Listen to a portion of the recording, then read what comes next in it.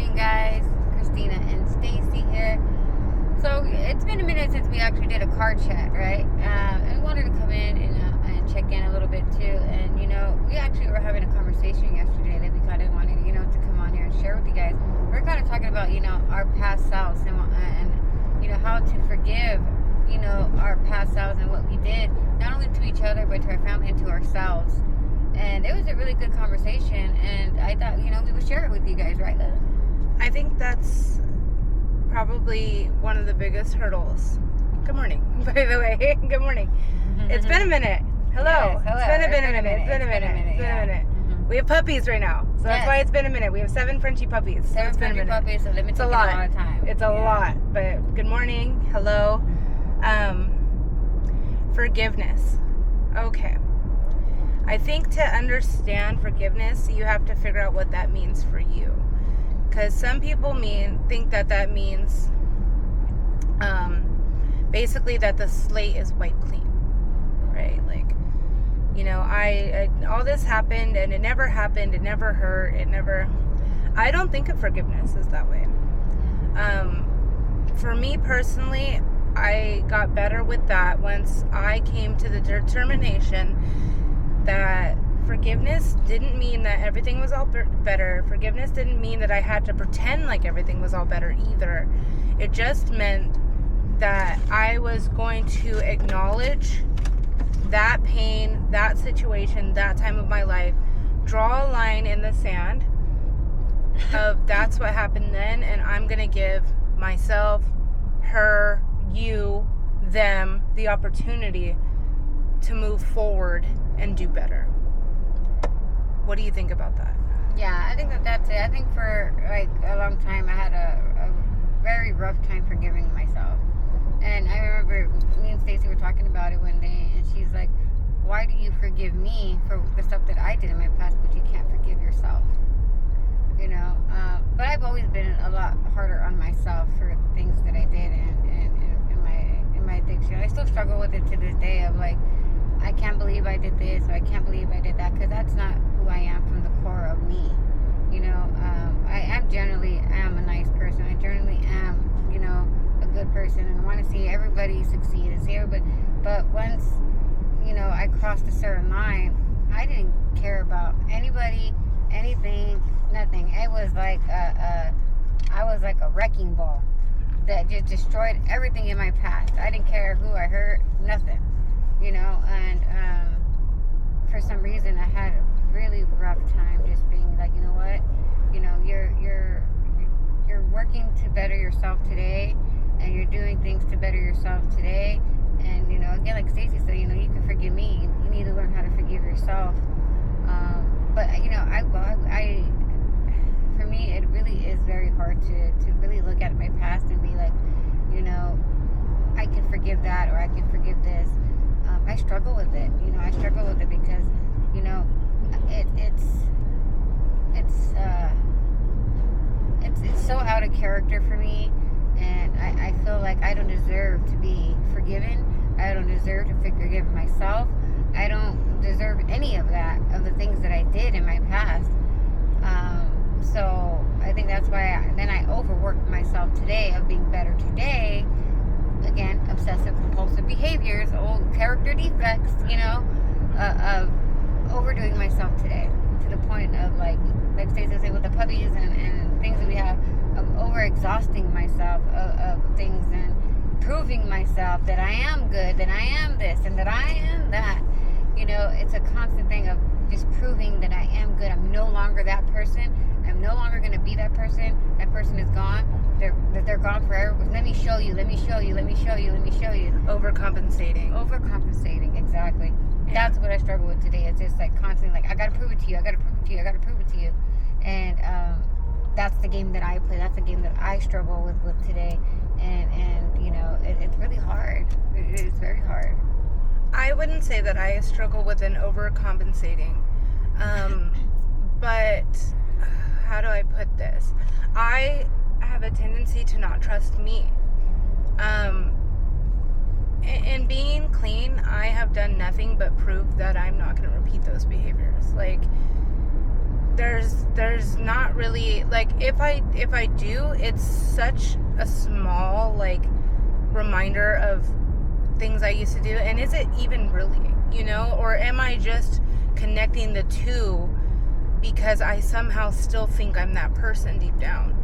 I know that person is in me. I know I'm capable of those things, but I think, like, you're nailing it, right? Like, that's not who you are at your core, and the only time you do something like that is when you're on drugs, so I think that we're forever trying to make a connection that's been broken, because the connection is the drug, so I don't trust myself. So I mean, there has been times where, like, I really struggle with emotional intelligence.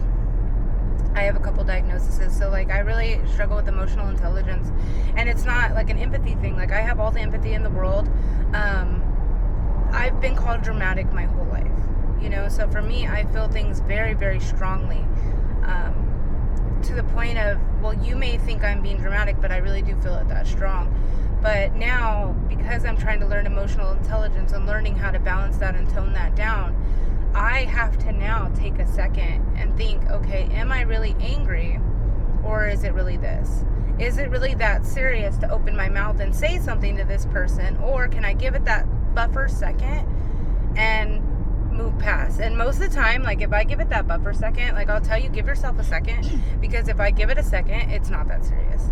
And if I turn it into something else, it would have blown up into this whole other thing. And that's what it used to be, was just these blow-ups in my face all the time, because I wouldn't take the second. And then, like, I don't trust myself. Like, when I first started to notice people get close to me in recovery, I would warn them, I'm a demon, just so you know. Like, just so you know, don't ever lend me money. I don't ever ask anybody to lend me money. Like, why am I telling them this? Like, we don't need that anymore. I don't need that. Like, why am I telling, like, or I'll tell them, like, well, in addiction, like, you're so nice to me. You love me, don't you? Well, in addiction, I would have robbed you blind. Just know that. Like, oh, yeah. I still find myself saying those things sometimes. And we live very out loud, and I never want to hide who I was. I had to be her to get to me. I had to be me then to be the me now, and I think that it's okay to tell people, like, and to share it, and but sometimes it's oversharing and overcompensating, of, hey, I really was terrible. And that's the thing, is that I know I'm not her anymore. I'm not. And I definitely have those behaviors. But as far as forgiveness goes, like, she said, I did tell her, like, why can you forgive me? You can forgive me, you can forgive your family, you can forgive the dealer down the street, you can forgive all these people. And I told her to give me, I think at the first I said, give me like 5 reasons why. And then I was like, screw that. Give me 3. Why can't you forgive yourself? 3 good reasons of why you can't move forward and say that you're deserving of forgiveness for yourself. I forgive you. Yeah, I couldn't come up with 3. She couldn't come up with 3, You couldn't come up with 1. No. Because there isn't one, Yeah, I'm extra hard on myself, for a lot of the things that I did. Like I was telling Stacey yesterday, I did things to her, and that I struggle with to this day, that I could never, ever, I thought I would never do. You know what I mean? Out of the whole time that we were in our through our addiction, through every single thing, through taking, the opiates and all that, but then when the crystal meth got involved, is when my personality switched. Because me on that is horrible. Yeah, they're horrible. I mean, I'm horrible. I'm horrible. No, and it's very hard to forgive myself, because I blame myself for my wife was very fragile mentally during that time anyways, and out of everything that was going on in life during that time, the one thing she can count on was me being there, me being honest with her, me being truthful with her, and always knowing that was always going to be there regardless of anything that happened. Then I did horrible things to her that made her say, like, wow, I can't even trust this person. so something switched in her, snapped in her, to where she was started going through her psychosis. She's and it during that time of addiction, I didn't fully see it, but I would like snap out of it here and there, and I would look at my wife and be like, oh my God, I did this. I was sick. I really did this sick. to her. And I guess she would always tell me, like, why do you look at me like that? Why do you look at me like that? And to her, she thought I was looking at her like that because she thought that I didn't love her anymore, that I didn't want to be with her anymore. No, my heart was broken because I did this. I blamed myself. This is what I did. This is who I made my wife be, you know? And it shattered me. It broke my heart. So to this day, I struggle with forgiving myself for putting my wife in that position and making my wife go crazy, essentially. Because everything that she thought was reality wasn't reality. So she completely left reality, is what I say. Like, she created this thing in her head of, like she said, I'm never going to put you on this pedestal again, because when you put somebody on that pedestal and then they let you down, guess what? You fall. So she nailed it, right? Like, I don't mean to interrupt you, love, but here's the thing. Like, I do want to interject because, okay, she in her mind, she's blaming herself for this whole thing, okay? In my mind now, I'm of sound mind. I've had a lot of therapy. I've had a lot of help, okay? So I created this pedestal that she sat on, okay? She is the ultimate, she's always been my dream girl. I've always been so in love with her. So I built up this pedestal of she's the best I could ever do. She's the best I can ever get. And she would never lie to me. She was on a pedestal. She was, God, she might as well have been my higher power. That's who she was to me. I put her on a pedestal. I leaned my entire body weight on her and said, you're responsible for my happiness. You're responsible for my confidence. You're responsible to get me what I need. You are responsible for it all here. I had no self-worth, no self-confidence. Give it to me. I had no happiness. Give it to me. I was sucking the life out of this woman to just, you know what I mean? Like, that's what I understand now. So she puts it as, oh my God, she trusted me so much and I broke that. Yeah, you're right. I did. But because I had created this false narrative, I didn't, you know, I said it yesterday too, like, we were just literally a perfect storm of, you know, we grew up in households that had addictive personalities, had mental health problems, you know, that's just the reality of how we grew up. And then we met each other at 16. I was 16, she was 19. And then shortly thereafter, we were living together. You know what I'm saying? So we were, the attraction and love was very quick and very strong and very fast. Okay. So I've never really been with anybody else, honestly. Like, I had like little, like maybe like 14-year-old crushes or something, but I've never been in a serious relationship ever in my life with anybody else.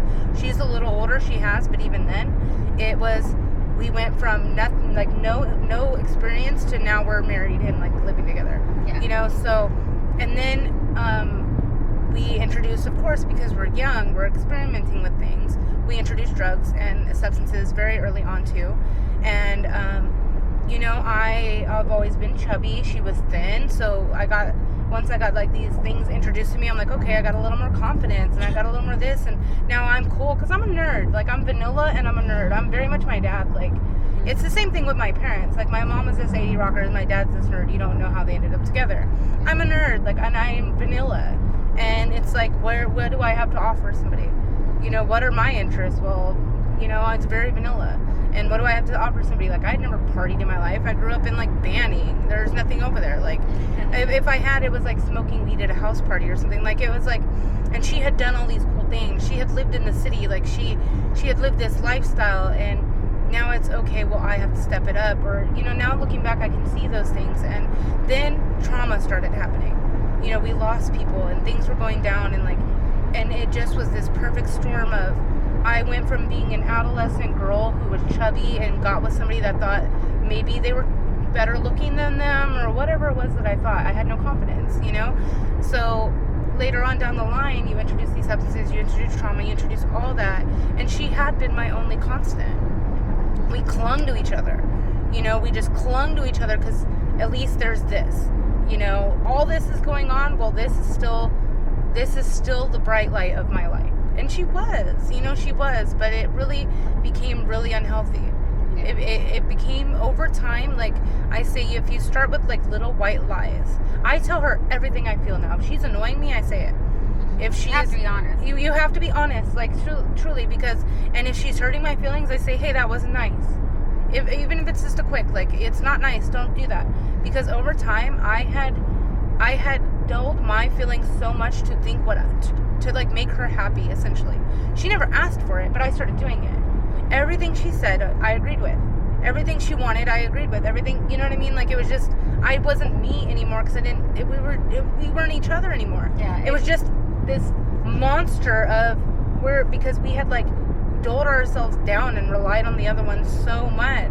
Yeah. Because she did it to an extent too, you know? So like we did do it to each other. And I think that's what made her act out in the way that she acted out, because she didn't know the hell she was anymore. Yeah. And I certainly wasn't holding up my wifely duties. You know what I mean? So she's got this self-confidence, so she starts seeking it else. It was just a perfect storm of bullshit. You know, Yeah. so now in my life I understand I don't rely on her for my happiness. I don't rely on her. She's a bonus, because I stand on my own 2 feet now. I don't need to lean on her anymore. If I need to, if I have a day, I can, because we both stand straight now. But God, we were leaning on each other when we were on the lean. How can you do that? Like, Yeah, when you're on the exactly. nod, how can you even do that? Like, it was a perfect storm. So she describes it one way, but I'll describe that another way of, no, I had her on a pedestal, and, That's you know. the thing, is like you get both perspective, right? You get her perspective, you get my perspective, and that's the thing. But I relied on her a lot too, of being the provider, right?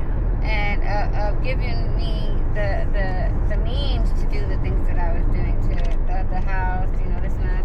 Like she says, you know, she always says now, like, I give you the house, you make it a home. And that's what we thought we were doing then as well. You know what I It's mean? like a really, really screwed up, it's a really like, jacked up it's really, mentality. yeah, it's really screwed up. But we did have good hearts even then. Like, Yeah, we tried. See, the thing is that, like, I thought that I was like, okay, this is what my wife is doing for me. That what I could do for her is get her what she needed. Feed her the drugs, you know, that's what she wants. and you know, like, it's fucked up. Sorry, language. Yeah, it's a pretty messed up dynamic when you think about it. But now we flipped it on its head, right? You know, now we have the same dynamic, but you know, now I truly do make it a home, right? She provides the home. I truly make it the home. You know, I take care of the house. I take care of the things that need to be done in the house, and make sure she has the good things that she needs. You know, and that's how you flip it on its head, right? Like, you switch it and you make it something positive, and that's what I try to do every single day.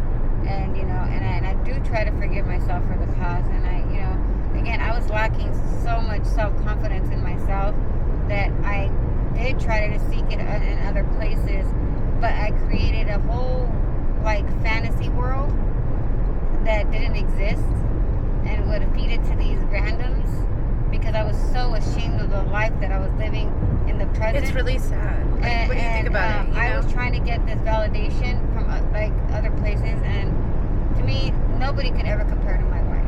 First of all, my wife is the most beautiful person in the world, inside and out. She is just, there's nobody in this world that can ever compare to her.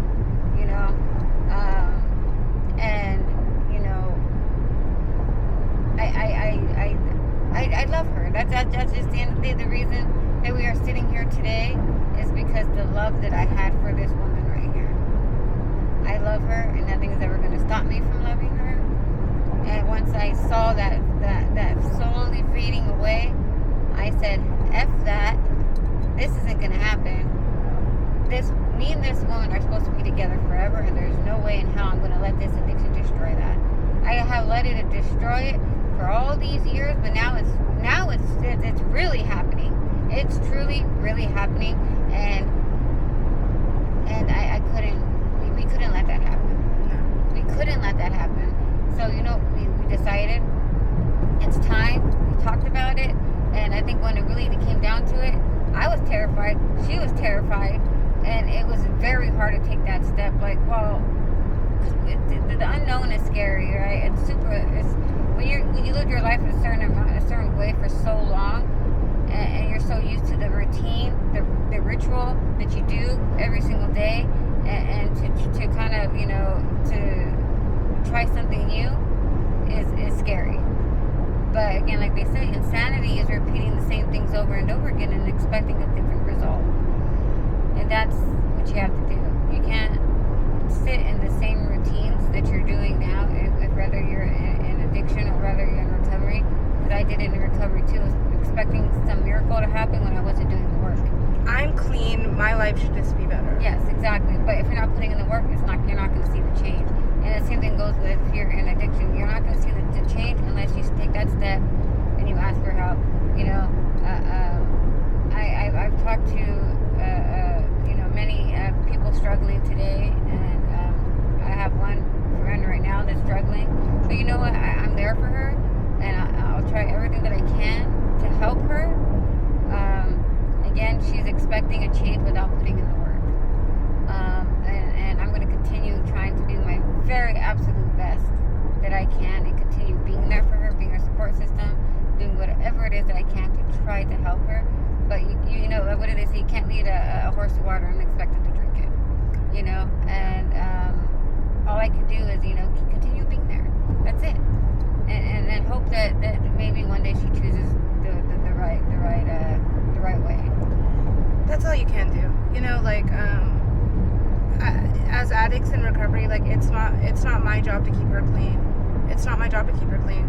It's not her job to keep her friend clean, and it's not your sponsor's job to keep you clean.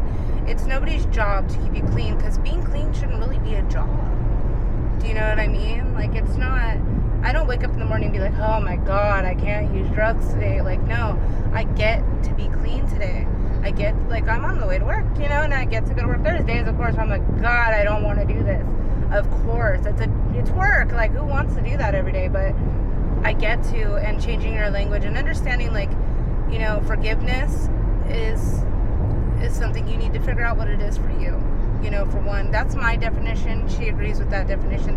That's how we think of forgiveness, is really just a line in the sand of saying, you hurt me, and I'm going to give you a chance to improve that. We don't really say sorry in our relationship, one, because we try our best not to have things to be sorry for. But I said sorry every day, multiple times a day to her in addiction. I said sorries up the hoo-ha. I said sorry constantly to all kinds of people. I really don't say sorry today because it doesn't mean anything. It can come out of your mouth a million times. Understand that sometimes by going to somebody and saying sorry to them, you can hurt them more. Sometimes your best way to make an amend is to leave that person the hell alone. You did enough damage. Exactly. And that may hurt you, but understand that in making that amends, sometimes it's going to hurt you a little more. Exactly. But it may be better for them, and that's the best way you can make that amends. Exactly. And then even with yourself, there's going to be things that you have to learn to let go of, that it's going to hurt for a second, but in the long run, it's going to, you know, forgiveness has so many different layers, you know, but understand that you do deserve forgiveness for the things that you've done. You're not alone. You're not a unicorn. We've all done whatever you have, or worse. You're not a unicorn. If, you know, whether you're in the shooting galleries, whether you're in the pharmacies, you know, whether you're in a mansion, you're in a bathroom stall in a club, it doesn't matter. Like, wherever it's led you to, we've all been down that road. Somebody has. Yeah. We understand you.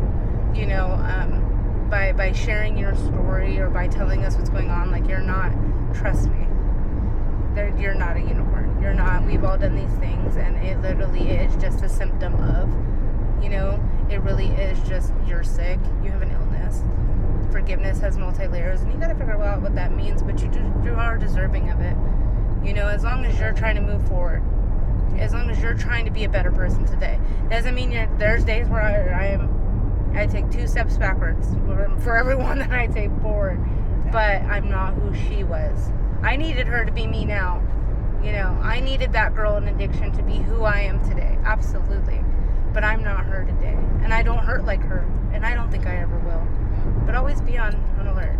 You know? Absolutely. I always am on alert. I don't trust me. You know? Exactly. I always say, like, okay, now I'm in the driver's seat, but I got homies chilling in the back just waiting for me to slip.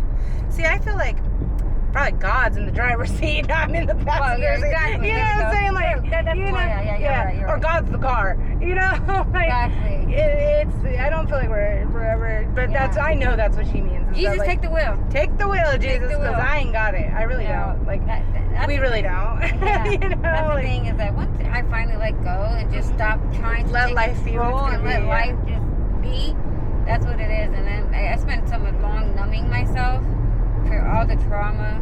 Feelings or something, huh? Yeah. I never was one for feelings. I'm not one to show my emotions very much. Like, I wasn't. Now I'm a big crybaby. And I'm always like, about everything. But it feels good to feel, whether it's sadness, whether it's, a frustration or whatever it is. I get to feel today. I get to feel whatever it is that I'm feeling without numbing it with that drug. And I think that's the biggest thing that recovery has gotten me is my feelings and my emotions. And I can actually, have that care for others and the care for, myself, and I care for my wife and everybody around me. And, this is the things that recovery has given us, and I think that, we really do want to sit down and really tell our story and get into the real deep nitty gritty of, where we started and everything in between and where we ended up and how we got here today. Because it's insane. Yeah. It's really, it's nuts. We've had a lot of loss in there. We had a lot of just drama all around us that surrounded us, and it was just a lot of it created by us, but yeah, absolutely. But it's crazy, and I do really want to get into the deep dive of that, so you can truly get to know who we were then and how far we have come, because change is possible. And like they say, you got to be honest with yourself. The honesty, willingness, and open-mindedness. Those truly are the three most important things. If you're asking yourself how, the answer's in the question. Yeah. Honesty, open-mindedness, and willingness. Yeah. Something I wanted to say too, is that we run our program, and we don't ever want any viewers to think like we're shoving something on you, or that, because we do NA. Obviously, there's a lot of NA language in what we say. That's just what we do, so that's how we talk. It's what's worked for us, and when I'm saying God, I am not a religious person. You know what I mean? I'm not. Or higher power. A higher power, and whatever yours may be, you may not have one, and that's fine too. I don't want you to turn this on and be like, click God off. No, really what it is that we have, God is the easiest word to use, so you understand what I'm saying. But really, it's just that I'm not in control of my life anymore, because I couldn't be. I had to give it up to something higher. Let life be what life's gonna be. And we want to tell our story, and there's the coaster side of us, there's the fun side, and there's the recovery side, coasting through recovery. And there's not many of you watching the car chats now, but I want you to understand that we're not forcing anything on anybody. That this is our opinion. We're not there. This is our opinion. Mm-hmm. We're sharing our strength, recovery, and hope with you, in hopes that it jogs something. Because if you've clicked on this video, we love you. Yes. And you deserve forgiveness. Absolutely. 100%. I think everybody out there deserves forgiveness. I think a lot of recovering addicts have that weight on them of the things that they did in the past, and sometimes that weight kind of holds you down. And you kind of got to take those bricks out of that bag one at a time. And you might not be able to take that backpack all at once, because it is work, but one at a time. You slowly will start to feel that heaviness release off of you. And I realized, a lot of my self-forgiveness was a lot of my weight. And once I fully was like, I can forgive myself. I feel a lot lighter. Because it holds you back from being the best version of you. Yes. How can, if you allow me to move forward, now I get to be the best version of your wife that I can be. But if you don't allow yourself to move forward, how can you ever be, or even know what the best version of you is? If you're so trapped in what you did, how can you ever make it better? How can you ever do better? If you're so trapped in that, you're deserving of forgiveness. You deserve it.